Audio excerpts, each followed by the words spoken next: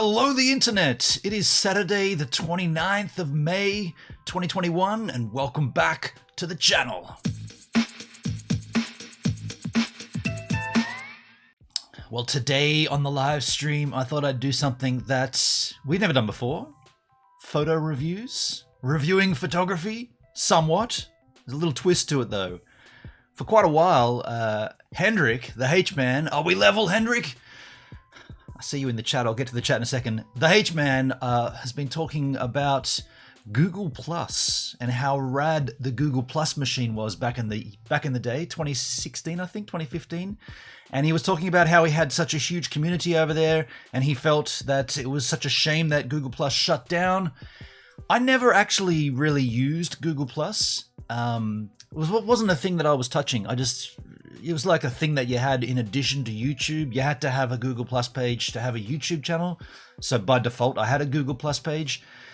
I recall when I started uploading to YouTube, there was a section that you had to check, a checkbox. Do you want to add this to Google Plus as well? And it would populate like the thumbnail onto the page. It kind of looked nice. It had a nice little layout.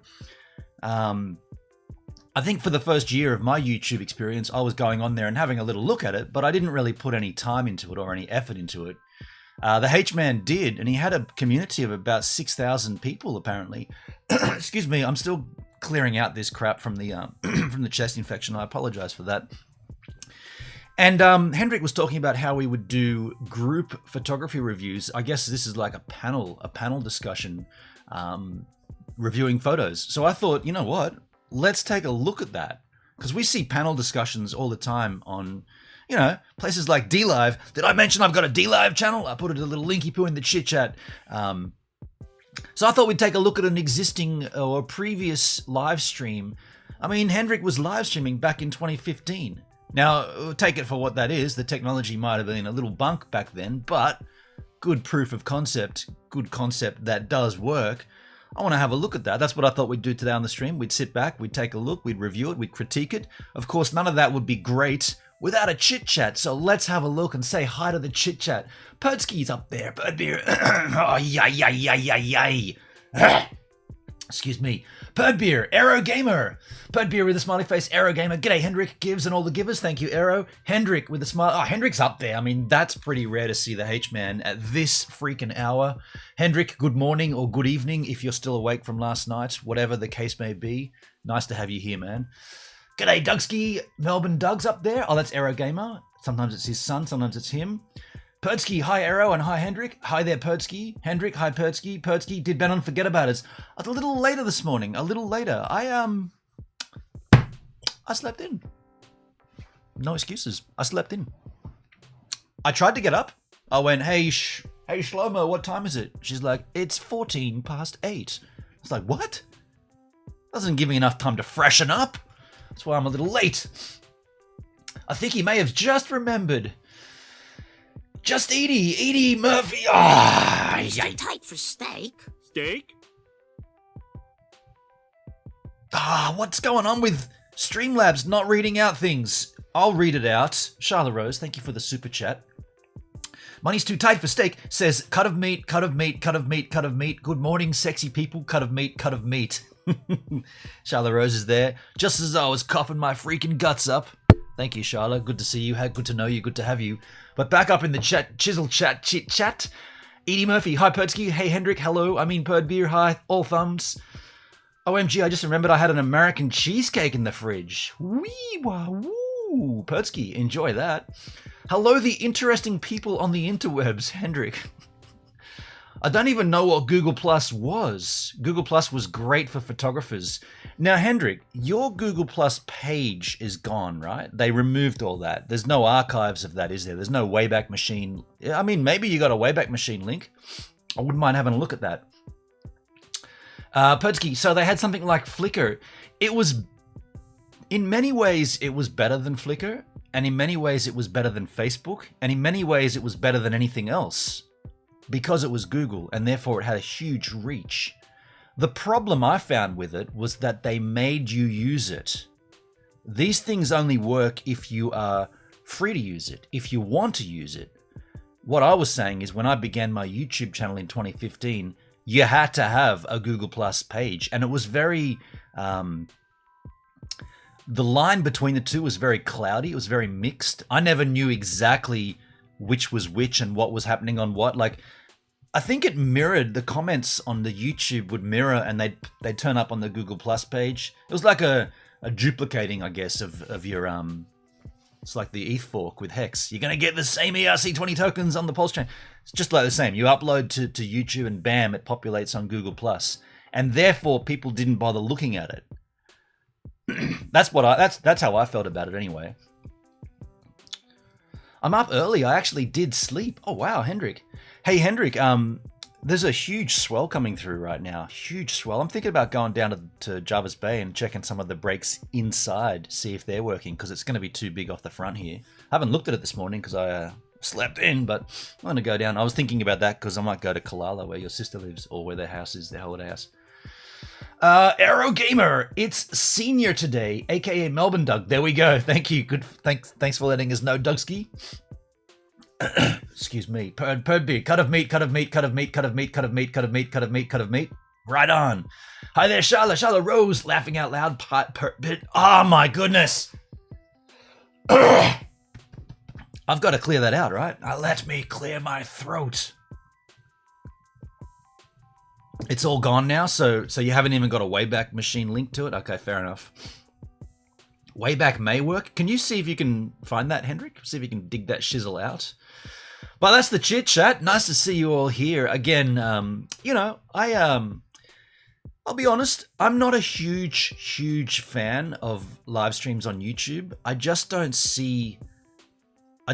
really see the point of it anymore on YouTube, but I'm going to continue with them. I'm going to continue with these weekly streams. As far as community and as far as building a community, I'm really thankful for DLive. I'm also really interested in GazeTV. I'm really intrigued to see where that goes. And if they start live streaming, that'll be very intriguing on two fronts.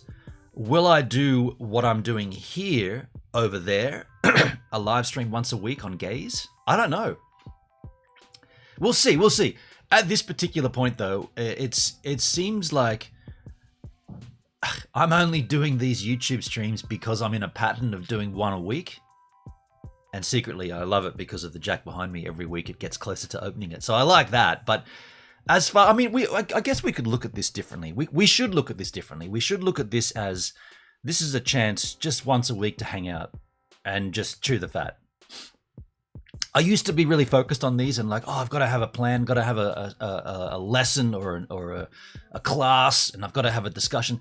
I feel like more about YouTube should just be, well, man, the community's kind of pretty flippant, you know, like out of 20-odd thousand subscribers, I'm lucky if I've got 6 or 7 loyal givers, like people that come back and watch. Otherwise, it's just in and out, fly-by-nighters, no one really gives a shit. So that's why I'm not really that focused on it anymore. I'm more focused on the community aspect of somewhere like DLive, where it is the regulars coming in and watching and hanging out. There, I said it. Charlotte Benon needs a butter menthol Jimmy delivery. I need a new throat delivery. That's what I need. Kalala Beach is nice. Yeah, and there's a break there called Left, or Lefties, and that works on a swell. It's supposed to be a 5-meter swell. I mean, it's definitely not 5 meters now. If it was 5 meters, I'd be hearing it through the closed door.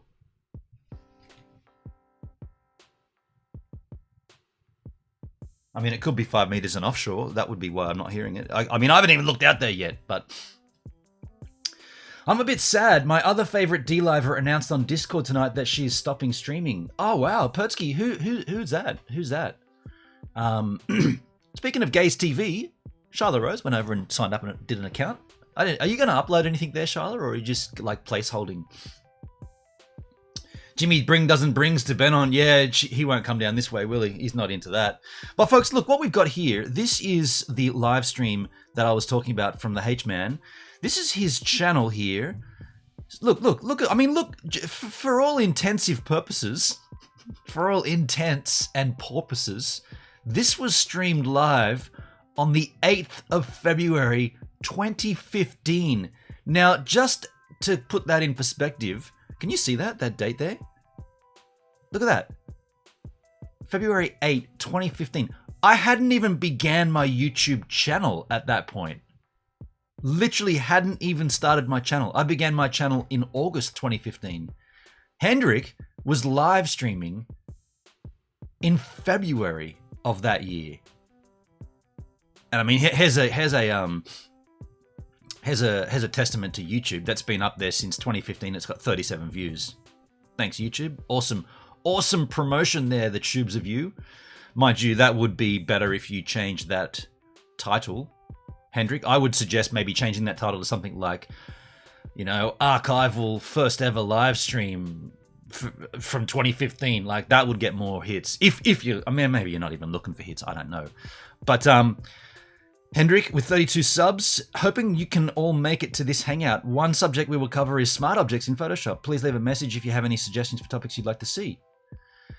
And Paul Pluto says, Hendrik, that is about right. Repeating grade 10 wasn't that much of an issue. So these are just 2 comments here. Well ahead of the creators. I mean, Hendrik, you had your creator cast thing going here yourself, dude. Let's take a little look-ski. Hangouts on air. Flowers, if you want, we could do that as an example. Oh, I'm okay with it. And just have a quick question. So it seems to me that list of all the luminosity masks, did he just created that whole bunch of luminosity masks by selecting the highlights of the 50% and then the 50% of the 50% and then the 50%? So, Hendrik, as we go through, we won't watch all this. It's an hour and a half live stream. But as we go through a little of this, do you want to just give us a little heads up on who these yahoos are? I'm assuming, I don't know for a fact, but I'm assuming these are followers of yours on the Google Plus. You probably don't know these people in real. You've just met them through Google Plus. No Wayback Machine. Okay, that's a shame. That's a shame. 50% of them, 25%. Yep. And then what you do is you do the exact opposite. So you take the 50% For the shadows. And you take it away. Yeah. So you take it away so it goes darker and then. That's, yeah. Hendrik was zooming before the zoomers. Right on, Charlotte. This little graphic here. That's definitely a that's a plug-in to what was the software we used to use on CreatorCast?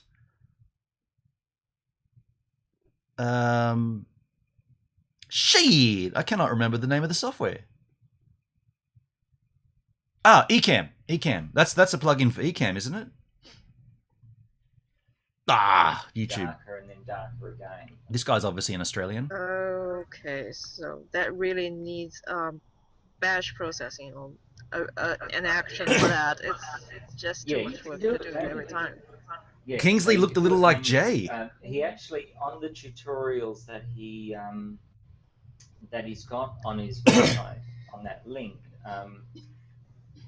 he actually shows you how to physically. This was a community of photographers, but you're hosting it, so this is your community, I'm assuming.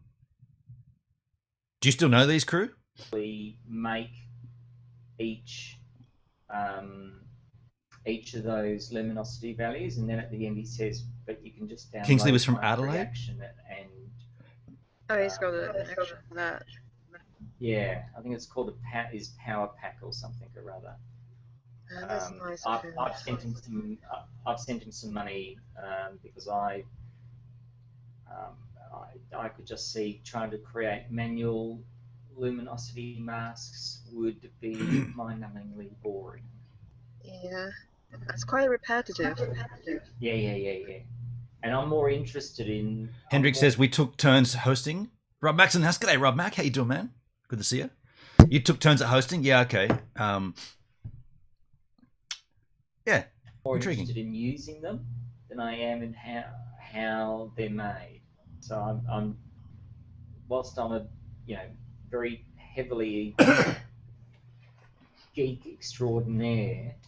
I'm more interested in actually being able to use the damn thing and getting some value. Use the damn. Hey, Hendrik, what about things like live chat? Were you taking requests from the chat? Was people commenting? Was this like Or was this more like just the yahoos that came in and talking amongst yourselves? Holy shit! The pic on Facebook. Yeah, I was on the Facebook this morning, and a reminder came up from 2013 of the El Pistolero video shoot, and there was a great shot of me there with the lipstick in the van, in the car. So I made it my profile picture on Facebook. You need to show it here. Guess we could take a slight detour there. Let me just work out how I can do that. What browser am I in there? That's Firefox. Can I do that here? I can do that here. Let me show you what Shyla is talking about. Andre already commented. Dre commented on it. Here it is. That photograph there from the shoot. This is too hot, mate. This is a bit more OnlyFans than Facebook. I'm gonna say it can still work. It can still work. No, what I'm gonna say, you can be on any site you like. Close your eyes. I am there with you. Kiss, hug. There you go, folks. That's going to wake you all up, I guess. If that doesn't wake you up, I'm not too sure what will. Far out, dude. Anyway, let us continue with the H-Man. Out of it rather than being able to create them manually. If I need to create them manually, I'll go in and I'll look it up in a book or a video, you know. Such a pretty pout. Thank you, Edie. I'm assuming you're referring to the photo of me. Mind you, this girl's kind of this girl's cutesy cute as well. I think men should wear eyeliner. It's hot. I mean, I used to wear a little. I used to dabble in that. So did you want me to do that again, or you're all right? I wasn't quite sure what you wanted me to do. No, I think it's I was just teasing you. All right. Awesome.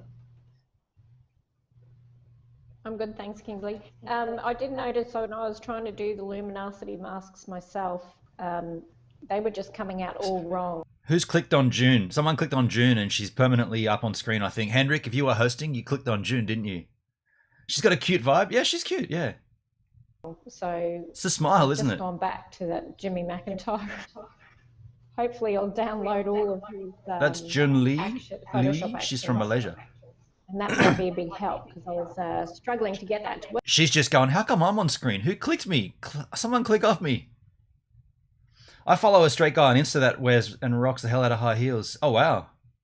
I mean, I wouldn't go that far, but I have rocked some eyeliner a few times in the past. And I couldn't understand what I was doing wrong.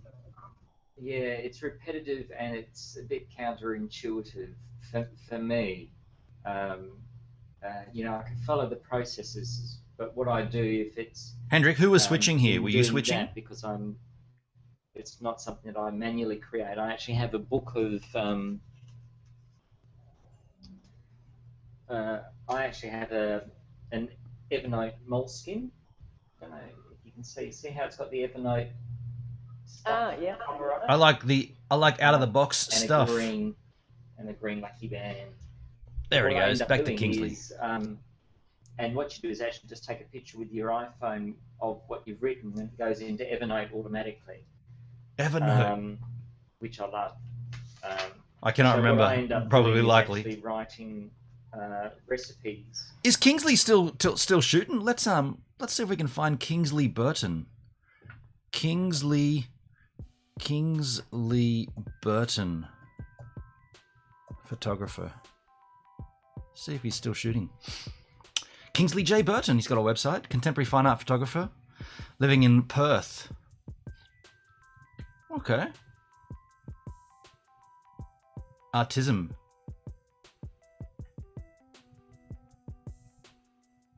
Wow, a lot of... Oh, wow. Artism. Abstract.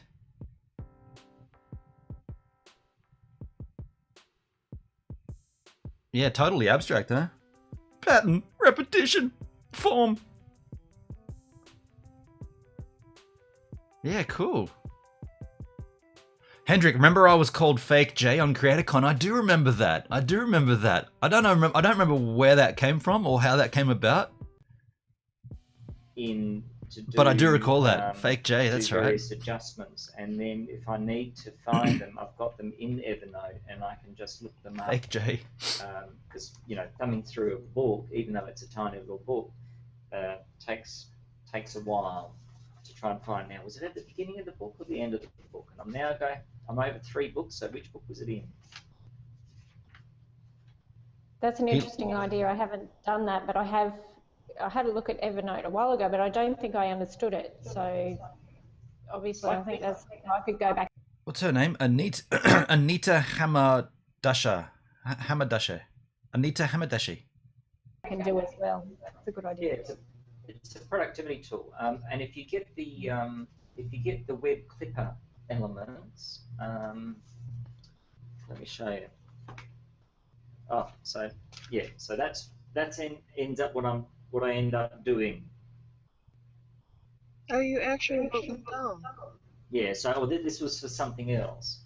But in terms of the the usual things that I'm not familiar in using, what works for me is the ability to go through and write out so like I've got a color grading.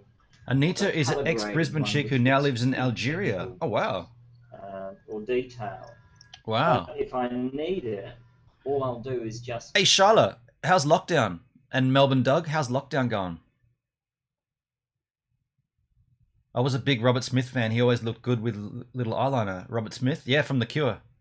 We're onto something. Look it up on Evernote, and I've got it there to manually follow.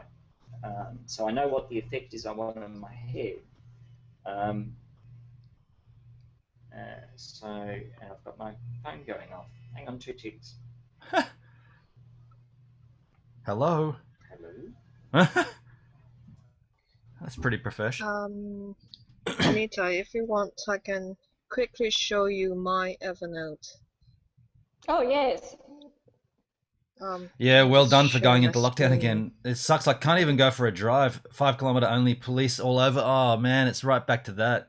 They're checking all cars yesterday. Dang. Sorry to hear that. Bugger.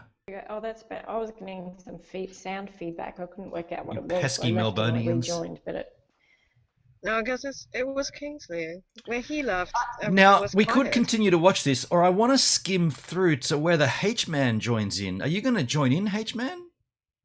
Or are you just a silent partner here? Let me skip forward to the H-Man.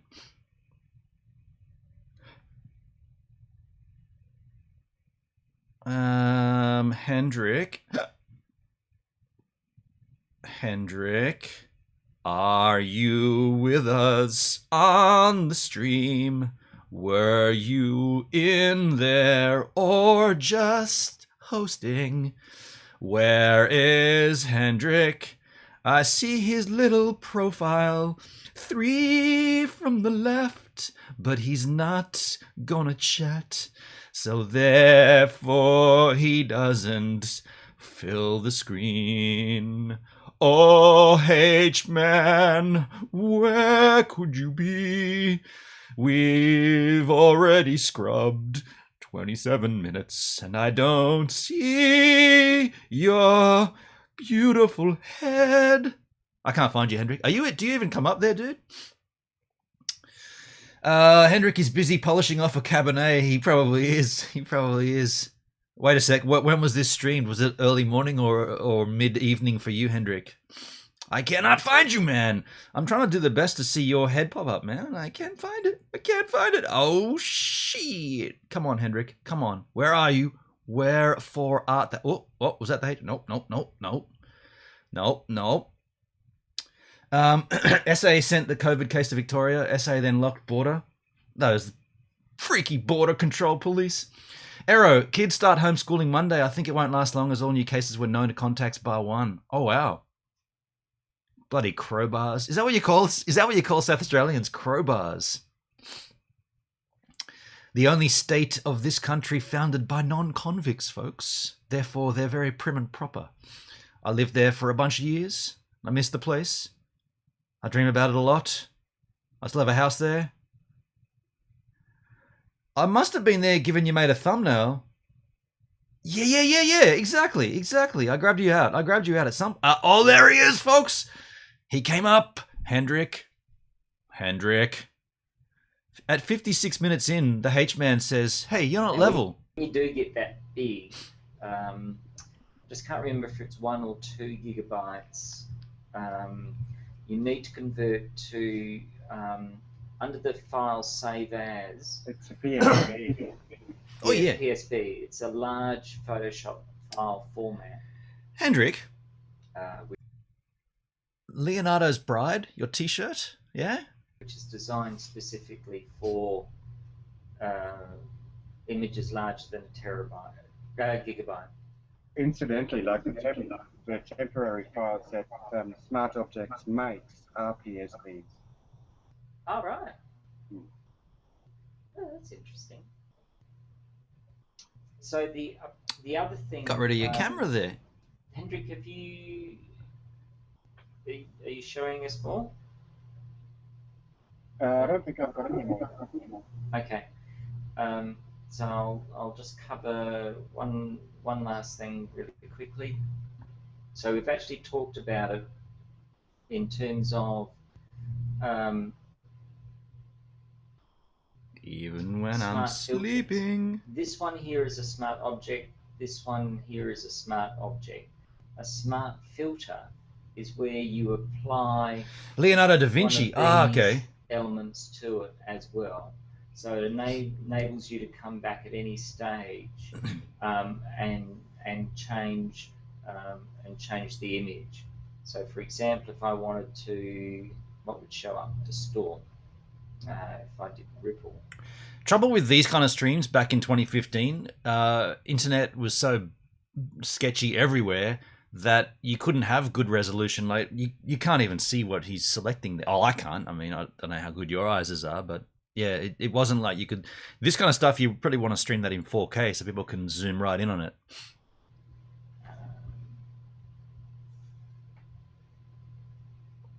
I guess if you know Photoshop though.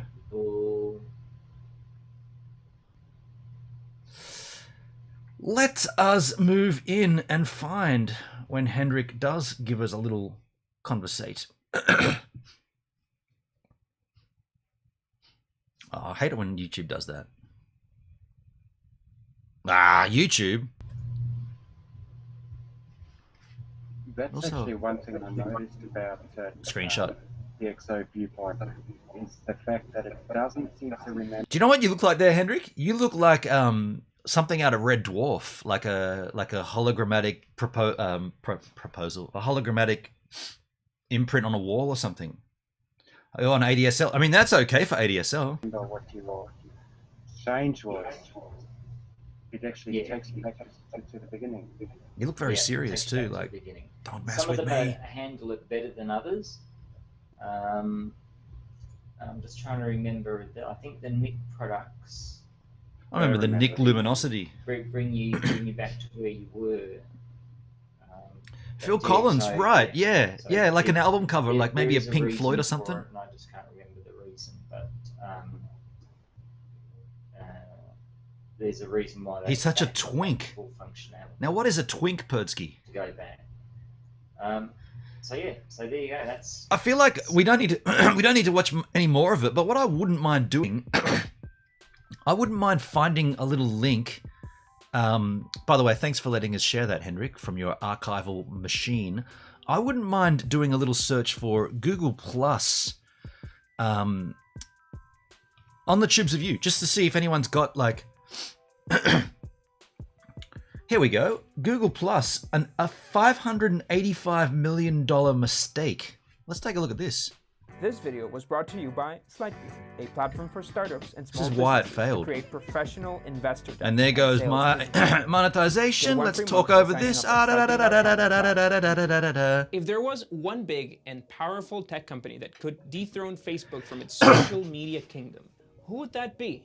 Think about it, there aren't a lot of options. That's right. And if there's an internet giant with the money and hierarchy to take on Facebook, it's probably Google, or at least it's definitely one of them. One might argue if Google needed to do that though. But when you look at Facebook, not as much as social media, but as the advertising monster that it is, then it made more sense for Google to worry about it. And they did worry about it, and it created one of the biggest failures in the history of social media apps. Looking back at the 2010 Google, it had already been solidly dominating online searches and was quickly becoming a significant player in the mobile space with the launch of Android.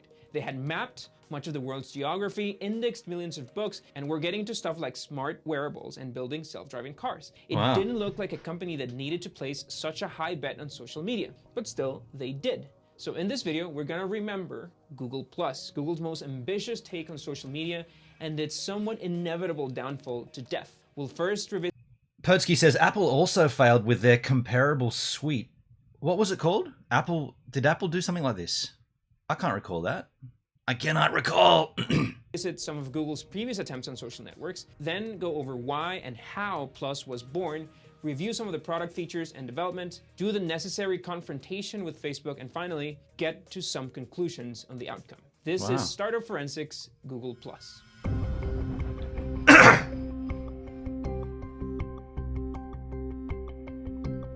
Interesting. Interesting. Slide bean. As some of you may know, Google Plus was not the first or the second attempt from Google to create its own social media platform, trying to replicate what Facebook had done so well since its inception. And that right there may be an important starting point, the why. We know Google wasn't born as a social network, even though it drives traffic on the web with its more than 2 billion active users. Oh, Pertsky, the stuff before iCloud, wasn't it called .me? Yeah, right, .me. Yeah, I do recall that. It was like a it was confusion for me when I used that. I didn't know you had to sign in with your .me account, not your Apple account. Yeah, I remember that. I don't remember using it for anything important, but by 2010, Facebook was privately valued at $14 billion, while Google's market cap was already at around $200 billion. But social wasn't in Google's DNA. Even people like Chris Wetherell, the founder of Google Reader, recognized this by acknowledging that it wasn't going to be why Google and also existed, Ping. unlike the way it was for Ping was music, wasn't it? Ping was awful. Twitter or Facebook. And he went as far as to state that it was the wrong company at the wrong time. Still, since the early days, they tried hard to out Facebook, creating things like Orkut, a social site that launched just shortly after Facebook, but that was rapidly overtaking. Now, let's remember this is 2004. Google wasn't a design firm or anything, but we just want to take a couple of seconds to share this Orkut promotional video from Google's official account on YouTube. I remember this.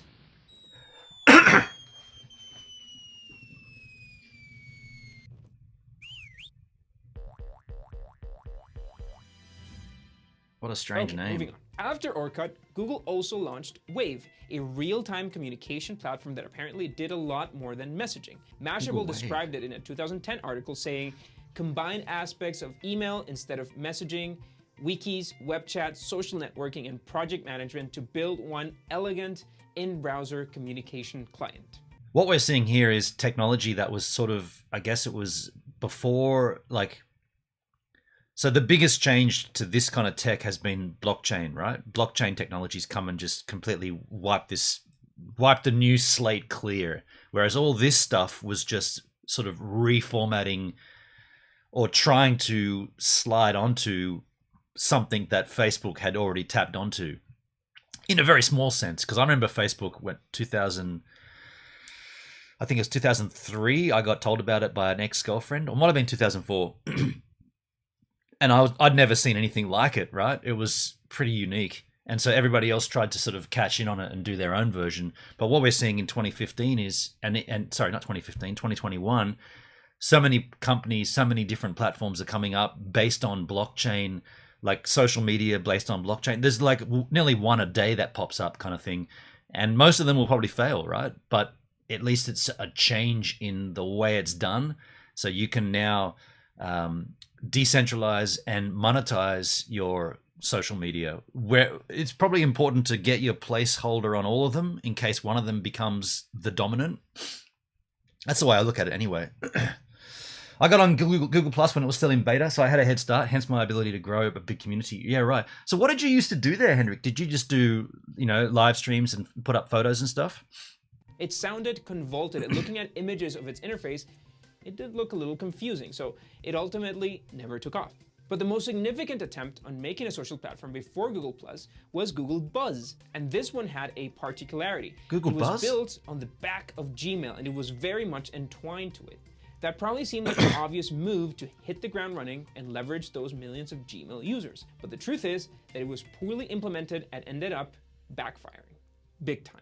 It was not too late before a lot of Gmail users were surprised by now being part of this thing called Buzz, and by finding out their email contact list and other stuff had been made public. For example, publishing your most email contacts as friends, along with... I just did photography. Yeah, but what do you mean? Like, what do you mean you just did photography? Like, you mean you put up photos of photos or techniques behind photography and tutorials? Like, what was the thing like?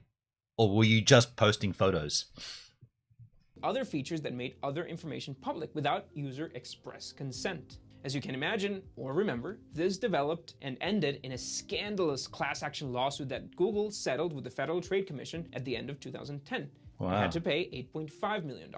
All US Gmail users at that time received an unusual email from Google clarifying the issue and sort of apologizing, but also stating that no user would earn a dime. It wasn't much of a goodwill gesture, but part of the agreement settled with the FTC. So after this bumpy road, Google persisted, and in June 2011, my own photos and critiquing, yeah, and the odd live stream Google Hangout style. Definitely well ahead of the time there, Hendrik, in 2015, man. The most powerful, ambitious, and well-thought social platform that it had been cooking. Were any of you on Apple's eWorld? I do not recall that. I do not recall eWorld. No, not me. Google Plus. It was released only a few months after Buzz was turned off, but this doesn't mean that it was built lightly.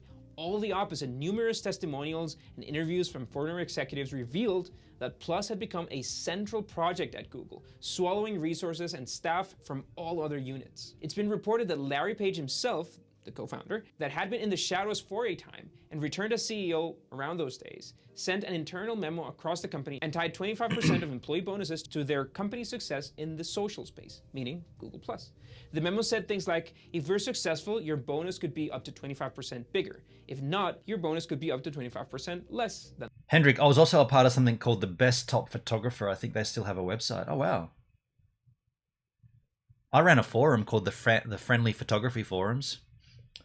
It was Apple's American online competitor, eWorld. Early 90s, right. Yeah, okay. The target. Now, for comparison, it's been reported that the Buzz team had not much more than a dozen people, while the Google Plus workforce allegedly surpassed the 1,000. Many former executives have confirmed this implied message across the company that the bet was all in. But somehow, Google didn't want to make a big buzz about it. No pun intended. They had already done launch announcements and press stunts for their previous attempts, like Wave or Buzz. And we all know how those went. Not that those went wrong because of making public launch events, of course, but it seemed like Google understood that there was little room for surprise in the social media field, as the public was more than familiar with the looks and mechanics of it, more specifically with Facebook. Instead, with Plus, they were going for the long-term battle and somehow a more under-the-hood approach, looking for a durable and steady insertion of their product in the public's life over the coming years. Apparently, the fear of Facebook was also very real in Google those days, and it moved high management into action. VP of Engineering Vic Gundotra, who had a major role in Android's development, was put in charge of Google's social Timsky! Good morning, Tim. How you doing? Efforts, and along with Larry Page, they could be seen as the brains behind Google+. In their vision, they wanted to fix online sharing, making it social and more natural, just as much as person-to-person interactions as possible. So let's do a quick review of Google+'s main features and understand how it really worked. The user experience probably started with Circles. It was the group management feature where you could easily group your Gmail or Google account contacts like families, groups of friends, based on interests and drag them into circles. familiar and straightforward. That's a pretty decent idea, right? There's nothing wrong. That's a solid idea. Drag them into a circle and bam, you've got them there for discussions, message. It's kind of like messaging. Enough. You would basically create groups with the people in your Google contacts, somewhat based on your interactions with them. That's in a cool. TechCrunch interview, Gundotra acknowledged circles as a core feature of the product, despite also being aware that group management features in social media weren't particularly a hit by that time. It turns out the circles feature may have been one of the keys to Google Plus failure, as suggested by MG Siegler in his TechCrunch review as an early adopter. It appeared that in Google's executives' minds, sharing through circles was the correct way to use Google+, and this was meant to differentiate it from Facebook or Twitter. With circles, interactions were supposed to be more personal in the sense that you would share with your own circles and not as much publicly. But this wasn't really achieved, and the very few people who posted did so publicly, making it look just like a feed on any other social network. Facebook. Another feature was Sparks, a sort of interactive search engine within Google+, where you could search for content of your interest and be able to share it with your circles. This kind of reminds me of, or maybe the other way around, Pinterest kind of reminds me of what this is, or what this was trying to do. Is that right? Pinterest does the same kind of thing now? This allowed some interactions like commenting and the +1 reactions, pretty much the equivalent to Facebook likes. It also had content suggestions in the featured interest area, and through instant upload, you were able to upload photos and videos from your phone. Another feature was Huddle, a group messaging app that worked across Android, iOS, and SMS to communicate with people in your circles. And finally, there was Hangouts, one that evolved and made it into the current suite of Google apps, now renamed to Google Meet. But back then, it was a group... Hangouts doesn't exist anymore. It's called Google Meet. Cut of meat, cut of meat, cut of meat. Video chat integrated with your circles, so if you were online and willing to video chat, everybody in the circle would be notified and able to join the conference. Gundotra had suggested that video chat wasn't yet so popular, mostly because it was socially awkward to do it, and they also wanted to fix that. But all these features felt like standalone products, and that place where Google intended to unify them and provide users with a single destination ended up being a ghost town. It was I despise Pinterest. Despise, that's a heavy word. Why do you despise it, Perdsky? What's wrong with it? I don't use it, but what's your source of frustration there? Centralized in the infamous black bar that was embedded on top of Google Sites, the place where you could always have access to and where you controlled all the functions. Some of these features evolved to become their own standalone apps within the current lineup of Google apps, like Photos or Hangouts. In the end, Plus was a huge effort to unify all these features into a place where you would create a single identity, traceable across the web, and socialize on the internet. It sounds ambitious enough for a company like Google, and in a way is what they ended up doing. But their attempts to make it through social media were all doomed. I wish I had used Google Plus more so I could have a clear memory of the experience of using all those features, but the reality is that I hardly used it a handful of times, and chances are you didn't use it as much either. That's the same with me. Like I said, it was there, and it was so not indiscreet, so obviously tied into YouTube that to do YouTube you had to do Google Plus. But to do YouTube, you would then do Google Plus, but you didn't have to do anything. It did it for you. And therefore I was like, well, I'm focusing on YouTube, not Google Plus. I couldn't give a rat's who's over there. Yet it was always populating there. It's weird. It was a strange, it's like I wanted to start YouTube and therefore I have to do this as well. It's like, what? No, just do one. Perdsky, sorry, Hendrik also despises it. When I Google myself, I see a lot of my photos on Pinterest. Oh, wow. They won't let you view it properly unless you're logged in. They control the browsing experience. I hate that about Facebook as well. Like if someone sends me a Facebook link and I'm in a browser that's not signed into Facebook, it constantly gives you this big overlay, sign up to Facebook. Hell no. This became painfully evident as time went by. In early 2015, one study published by Eric Enge and Stone Temple Consulting revealed some of the concerning engagement metrics of Google+. Google hadn't published any data, and this was the biggest analysis of actual profiles data to that. How you doing, Blop Jones? And by the way, Timsky, little cheers there. Little cheers, Blopsky. doing a little history of Google Plus here because we did watch a stream. We watched a live stream from Hendrik from 2015 on Google Plus, where he was with a bunch of different photographers talking about luminosity masks and whatnot. And then we went into a bit of a tangent here about why did Google Plus fail, and that's what we're looking at here. It reported that the number of active users in Google Plus was way lower than 1% of Google users. Yeah. Agreed, wow. Considering Google has over 2 billion users, this is still more than 100 million users. But the study also showed that more than 90% of people with a profile, which was created for every Google sign-up, had never publicly posted anything. That's exactly what I was saying. You sign up to, okay, so it goes even further. To sign up to YouTube, you therefore need a Gmail account, a Google account, right? And therefore you get a Google Plus account. And I was like, fucking what? I just want to use YouTube. It was like, maybe this reaction of like less than 1% using it was because you can't force, like Apple learned this, you can't force people to enjoy U2. Just because you put U2 on an iPod for free, or on a phone, sorry, for free, you can't force people to like U2. And the same scenario, you couldn't get rid of that U2 album for a long while. It was hard baked in. You couldn't get rid of Google Plus. You had to have it. It's like, get the hell out, right? Yeah, once you scroll down a little, they lock the browser window and they demand you log in. This is the same on Facebook when you're not logged in. Good, thanks. Hope all is well with you. I'm well. I'm a little crunchy here, a little throat crunchy, but you know, I've been a lot worse. Nothing.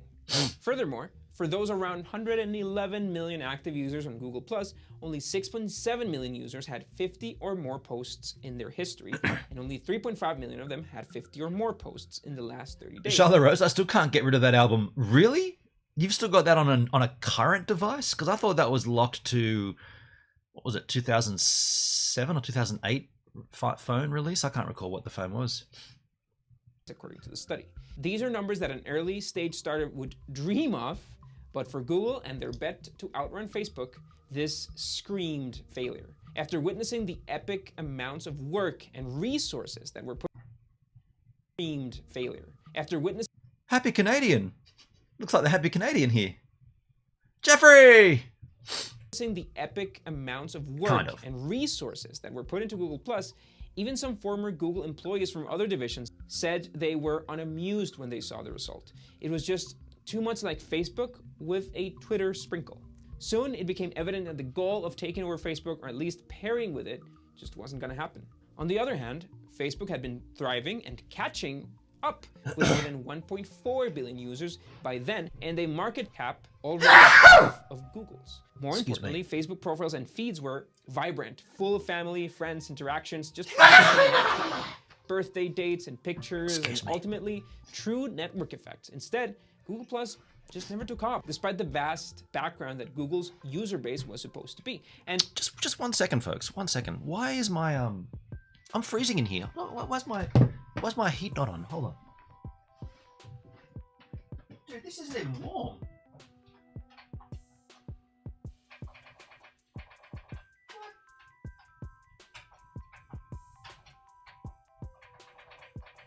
That didn't even get warm. That didn't even get warm.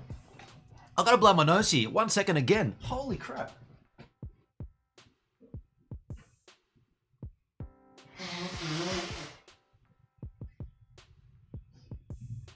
I'm sitting here, wondering why it's getting colder and colder and colder. The heater wasn't even on. The hell? You call yourself a heaterist? I don't call myself that, but that was weird. That was supposed to be on, and just no warmth in this room. All right. Only 6 months after the release, there was already a worrying sense that something. No wonder you have a fresh cold. By the end of 2018, What's Google going on? announced the rollout plan to turn off Google Plus due to low usage and challenges involved in maintaining. Oh, sorry. Here's the big notification. 2019. So this is a while ago. In December 2018, we announced our decision to shut down Google Plus for consumers in April 2019 due to low usage. So basically, because you dudes didn't use it, you all suck.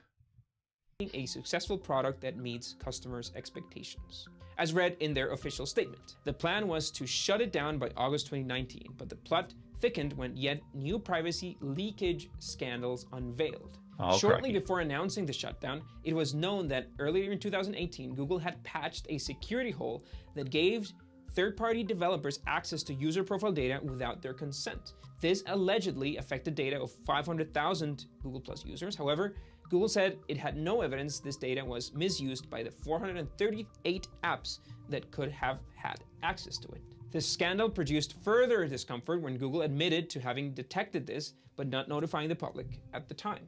Things got even worse when a bigger privacy leak was made public, this time by Google themselves, and without waiting months to do it. The new bug was only live for about 6 days in early November 2018, and it was related to the Google Plus People API. It affected more than 50 million users by allowing apps that requested Of course, no one was using it anyway, so no one got affected. permission to view profile information from users, like names, email addresses, occupation, gender, birthday, relationship status, age.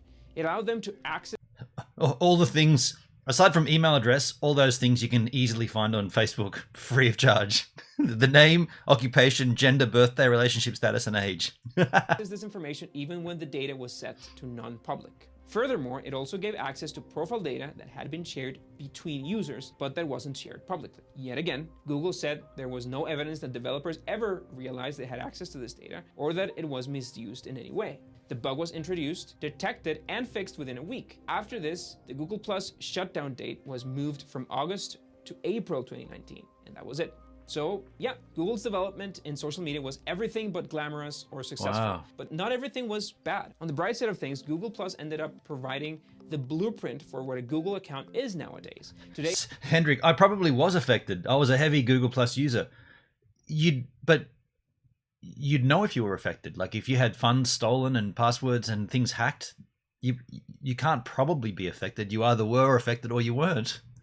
Because if they got your passwords and your names and all that stuff, then the next thing is funds erased from your account. it focuses more on productivity, provides an infrastructure for 2 billion users to manage several critical aspects of our lives through its set of apps. And ultimately, in terms of social networks, we must say that Google has the absolute winning hand in the video department with, of course, the unbeatable YouTube, which is a mature and self-sufficient network that will never be in slide bean forensics.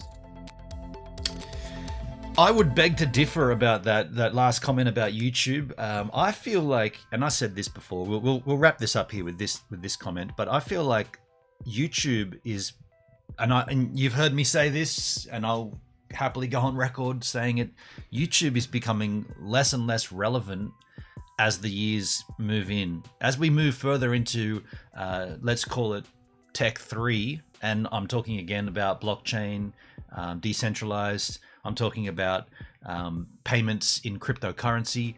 It seems like YouTube and Google are just so far behind in that. Like there are so many competitors that are coming in, grabbing that space. And the longer, I guess there's two things to look at. The longer YouTube declines to enter that space, the more established these other places become. But then again, when you've got someone as big as YouTube, someone as big as Google, the moment they decide to turn that on, they'll instantly have a huge, like massive market share, right? Because of the size of them. But the longer that takes, the more they're leaving, basically they're leaving, they're losing potential users because they'll go elsewhere. Someone that wants to monetize content that isn't, I mean, take DLive for example. Take the Capitol riots and all that crap, right? If